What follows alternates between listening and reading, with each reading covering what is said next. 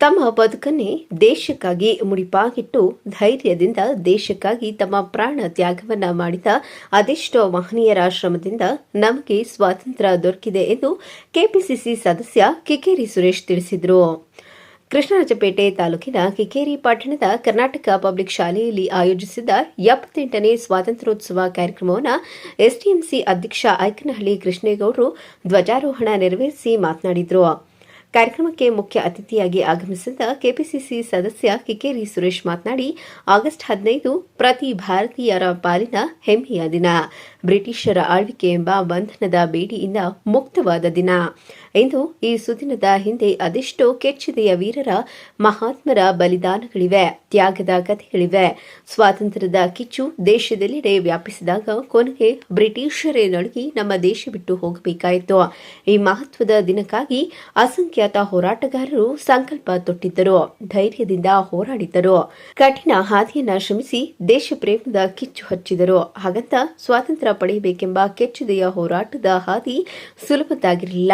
ಸ್ವಾತಂತ್ರ್ಯ ಸಂಗ್ರಾಮದ ರಕ್ತಸಿಕ್ತ ಇತಿಹಾಸಕ್ಕೆ ಸಾಕ್ಷಿಯಾದ ಸಾಕಷ್ಟು ತಾಣಗಳು, ದಾಖಲೆಗಳು ಭಾರತದಲ್ಲಿವೆ. ಇವೆಲ್ಲ ನಮ್ಮ ಹಿರಿಯರ ಹೋರಾಟದ ಕಿಚ್ಚಿಗೆ ಸಾಕ್ಷಿಯಾಗಿದ್ದು, ತಮ್ಮ ಬದುಕನ್ನೇ ದೇಶಕ್ಕಾಗಿ ಮುಡಿಪಾಗಿಟ್ಟು ಧೈರ್ಯದಿಂದ ದೇಶಕ್ಕಾಗಿ ಪ್ರಾಣ ತ್ಯಾಗ ಮಾಡಿದ ಅದೆಷ್ಟೋ ಮಹನೀಯರ ಕಥೆಗಳನ್ನು ಕೇಳಿದಾಗ ಮೈಯೆಲ್ಲ ರೋಮಾಂಚನಗೊಳ್ಳುತ್ತದೆ. ಈ ಸಾಧಕರ ಪ್ರಯತ್ನ, ಬದುಕಿನ ದಾರಿಯೇ ನಮಗೆಲ್ಲರಿಗೂ ಸ್ಫೂರ್ತಿ ಎಂದು ತಿಳಿಸಿದರು.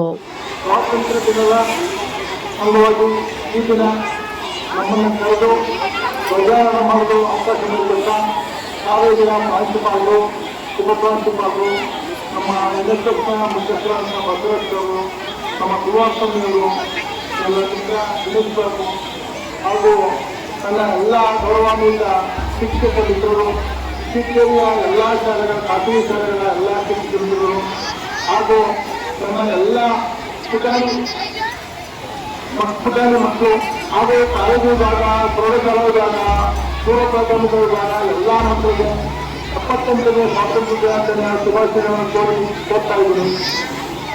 ಪತ್ರಿಕಾ ಮಿತ್ರರು, ಪೊಲೀಸ್ ಆರಕ್ಷಕ ಸಿಬ್ಬಂದಿ, ಗ್ರಾಮಸ್ಥರು ಎಲ್ಲರಿಗೂ 78ನೇ ಸ್ವಾತಂತ್ರ್ಯ ದಿನದ ಶುಭಾಶಯಗಳು.